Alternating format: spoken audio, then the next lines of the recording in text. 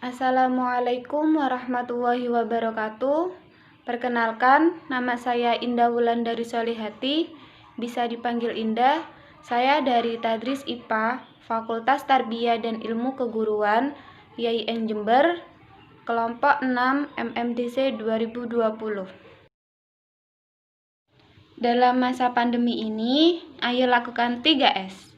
Selalu jaga jarak, selalu pakai masker, dan selalu cuci tangan dengan sabun dan air mengalir. Pada kesempatan kali ini, kita akan belajar tentang listrik statis. Apa itu listrik statis? Listrik statis merupakan listrik yang muatannya tidak mengalir atau berada dalam keadaan diam. Dalam listrik statis, kita akan memahami tentang beberapa konsep di dalamnya. Yang pertama yaitu atom. Apa itu atom? Atom merupakan bagian terkecil dari zat yang tidak dapat dibagi-bagi lagi. Susunan partikel zat pada atom itu sangat padat dan rapat. Atom terdiri dari 3. Yang pertama, neutron yang bersifat netral yang dilambangkan dengan warna biru. Yang kedua, proton yang bersifat positif dilambangkan dengan tanda merah. Dan yang ketiga, elektron yang bersifat negatif yang berada di luar proton dan neutron. Proton dan neutron merupakan inti dari atom, sedangkan elektron merupakan bagian luar dari inti atom yang mengelilingi inti atom. Atom terdiri dari partikel-partikel lainnya, seperti proton yang tadi yang berwarna merah bersifat positif, elektron bersifat negatif yang berada di luar inti atom, dan neutron yang bersifat netral yang berada di inti atom bersama dengan proton. Proton dan neutron membentuk inti atom yang dikelilingi oleh elektron. Elektron dalam mengelilingi inti atom pada tingkat energi tertentu, semakin jauh dari inti energi, elektron semakin kecil. Kemudian yang ketiga, elektron netral jika jumlah proton sama dengan jumlah elektron. Atom bermuatan positif jika atom kekurangan elektron, dan atom akan bermuatan negatif jika atom kelebihan elektron. Macam-macam atau model-model atom. Yang pertama, atom hidrogen atau H. Atom hidrogen memiliki 2 partikel, yaitu proton dan elektron. Proton bersifat positif yang berada di inti atom, sedangkan elektron yang bersifat negatif berada di samping atom atau mengelilingi inti atom. Yang kedua, yaitu atom helium. Atom helium memiliki 3 partikel, yaitu neutron, elektron, dan proton. Neutron dan elektron berada di tengah inti atom, sedangkan elektron berada di samping inti atom yang mengelilingi inti atom. Dan yang ketiga, atom litium. Atom litium ini sama dengan atom helium, memiliki 3 partikel atom. Yang membedakan pada atom litium ini jumlah elektron lebih banyak daripada pada jumlah elektron atom helium. Karena pada atom litium ini elektron mengelilingi inti atom selama 2 putaran. Muatan listrik pada atom. Muatan listrik pada atom dibagi menjadi 2, yaitu muatan positif dan muatan negatif. Pada gambar di sini terdapat 2 atom, yaitu atom natrium dan atom klor. Atom natrium yaitu memiliki muatan netral, dan atom klor juga memiliki muatan netral. Saat kedua benda ini didekatkan, maka natrium akan memberikan elektronnya ke klor, sehingga natrium yang awalnya bersifat netral sekarang kehilangan elektron dan kekurangan elektron, sehingga natrium ini sifatnya menjadi bermuatan positif.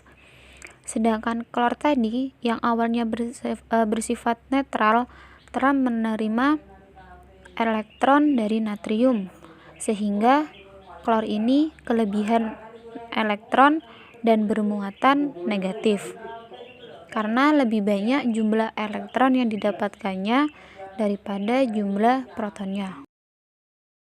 Mari kita lihat kasus pada penggaris plastik yang digosokkan kepada rambut dan dapat menarik bulu ayam.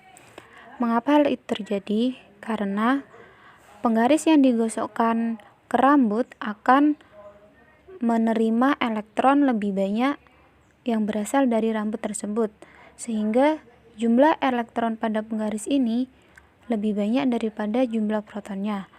Sehingga saat penggaris ini didekatkan dengan bulu ayam yang bersifat proton atau positif, maka penggaris ini dapat menariknya.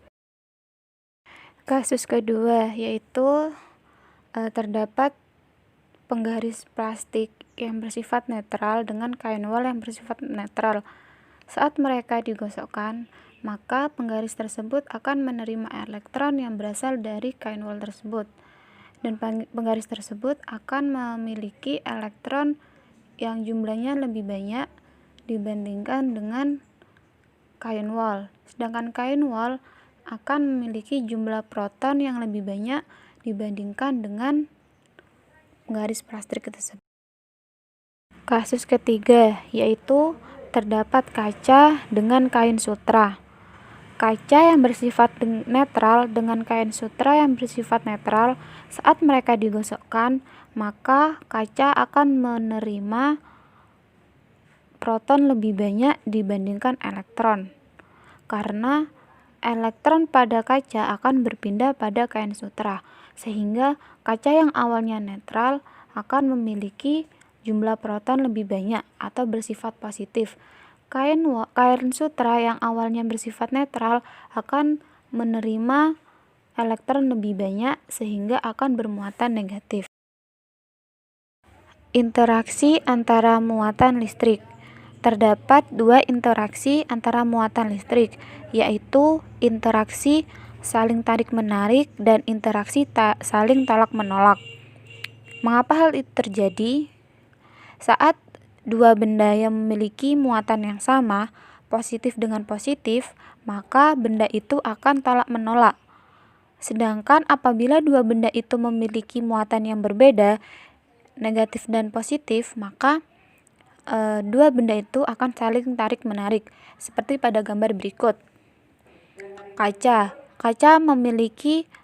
yang digantungkan memiliki muatan positif, dengan kaca yang di sebelahnya memiliki muatan positif. Saat kedua kaca tersebut didekatkan, maka kedua kaca tersebut akan saling tolak-menolak.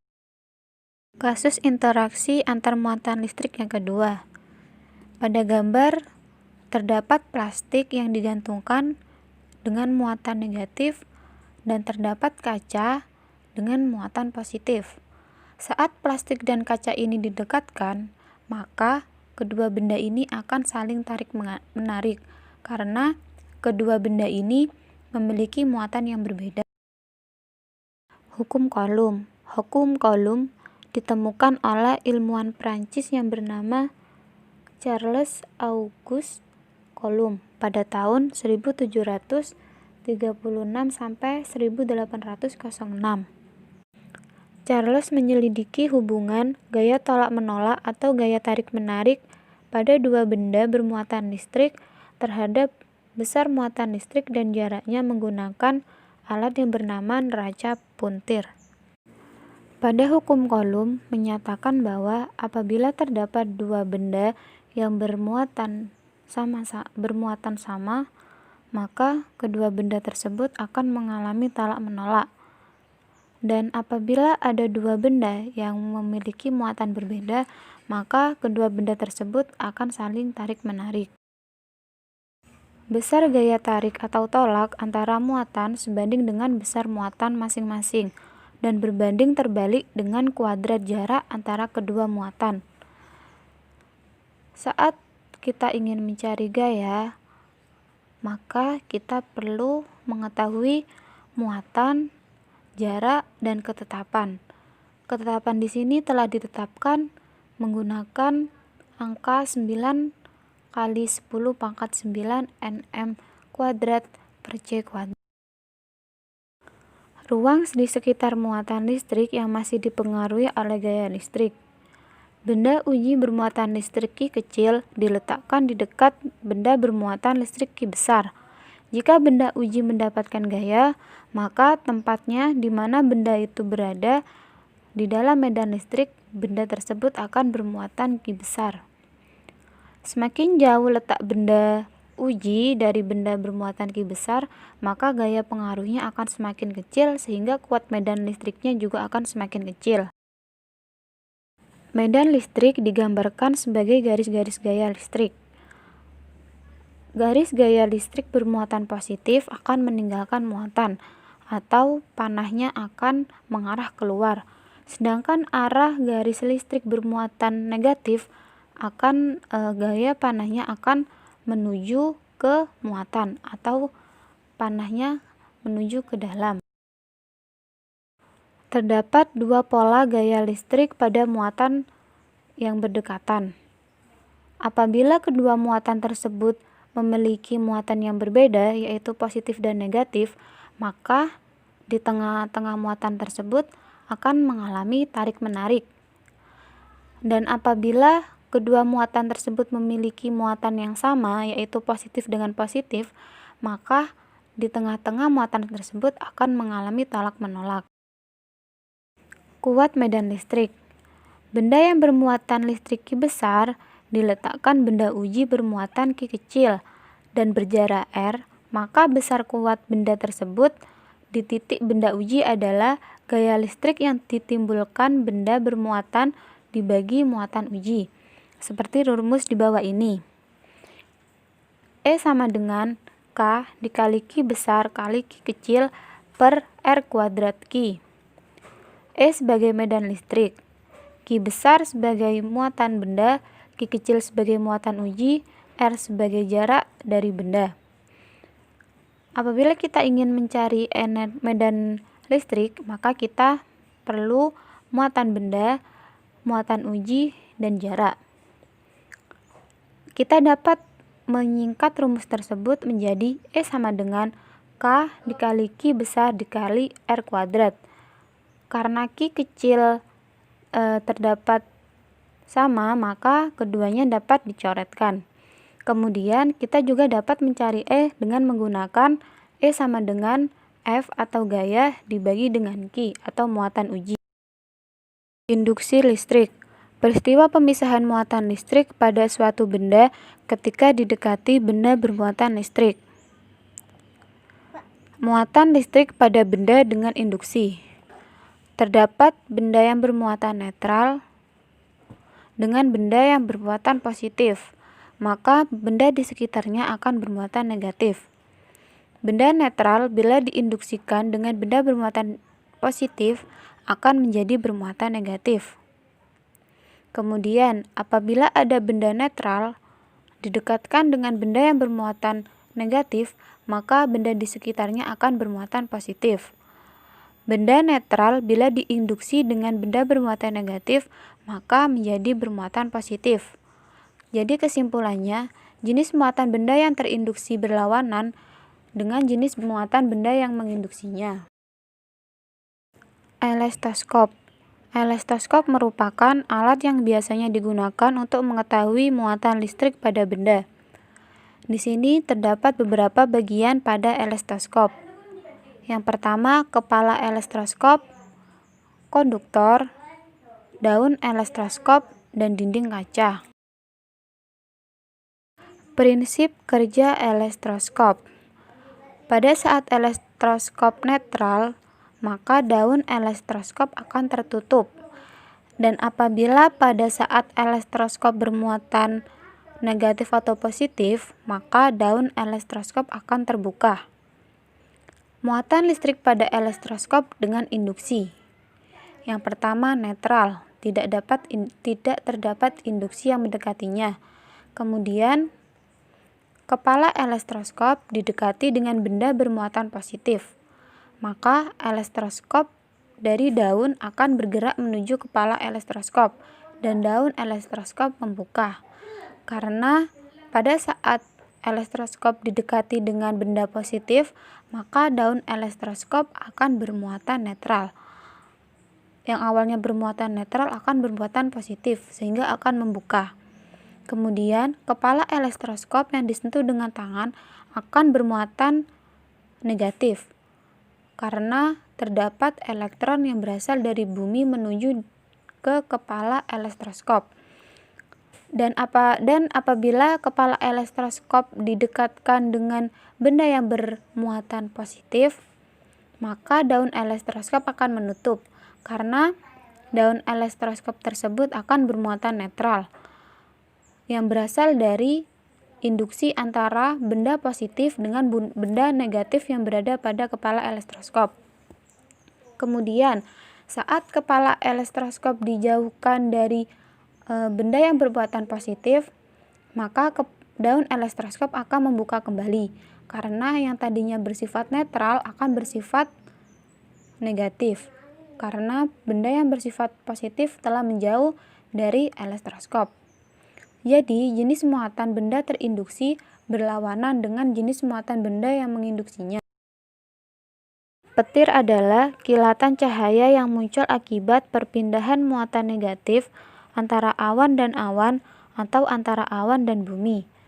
Petir dapat terjadi karena adanya benda potensial yang sangat besar antara dua awan yang berbeda atau antara awan dengan bumi. Akibatnya akan terjadi lompatan muatan listrik atau perpindahan elektron secara besar-besaran dari awan ke awan atau dari awan ke bumi. Hal itu terjadi pada saat terdapat kilat yang menyambar sebuah rumah. Konsepnya sama seperti apa yang saya jelaskan tersebut. Prinsip kerja penangkal listrik adalah sebagai penetral antara kedua muatan yang nantinya akan menyebabkan terjadinya penyambaran petir. Generator Van de Graaff merupakan mesin pembangkit listrik statis yang sangat besar. Berikut merupakan latihan soal yang dapat kalian kerjakan. Semoga dapat membantu dan mengevaluasi materi yang telah Ibu berikan. Sekian yang dapat Ibu sampaikan. Apabila ada kekurangan, Ibu mohon maaf. Ibu akhiri. Wassalamualaikum warahmatullahi wabarakatuh.